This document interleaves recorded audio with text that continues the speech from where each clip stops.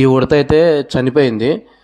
ఎలా చనిపోయిందని చెప్తాను. హాయ్ అండి అందరికీ. ఈరోజైతే నేను మా ఫామ్ దగ్గరికి వెళ్తున్నాను. వెళ్ళే రూట్లో నాకన్నా ముందు వెళ్తున్న బైకు చాలా కొంచెం స్పీడ్గా వెళ్తుందనమాట. సో ఈ ఉడత అయితే సడన్గా ముందుకు వచ్చేసరికి చనిపోయింది. సో దాన్ని చూడంగానే నాకైతే ఈ ఫోటోనే గుర్తొచ్చింది, అందుకే పెట్టాను. మన ఫామ్కి అయితే వచ్చేసాను. ఇక్కడ చూడండి, ఇక్కడ ఆ బర్రె దూడ అయితే ఎలా టైం పాస్ చేస్తున్నాయో. దూడ అయితే వచ్చేసి దాని మదర్ని కావాలని పొడవాలని ట్రై చేస్తుంది. సో మేము ఆ బర్రెకి పెట్టిన పేరు కూడా అదే, పొడిచే బర్రె అని చెప్పేసి. ఎందుకంటే అది అన్నిటినీ లైక్ సింపుల్గా వెళ్ళదు, అన్నిటిని పొడుచుకుంటూ వెళ్తుంది. సో అందుకని చెప్పేసి దానికి అలా పేరు పెట్టాము. సో దాని దూడ కూడా అలానే తయారవుతుంది. వేరే బర్రెలు కూడా పొడవాలని వెళ్ళి చూస్తుంది. కానీ పెద్ద బర్రెలు కూడా చిన్న దూడలని ఏం అనవు.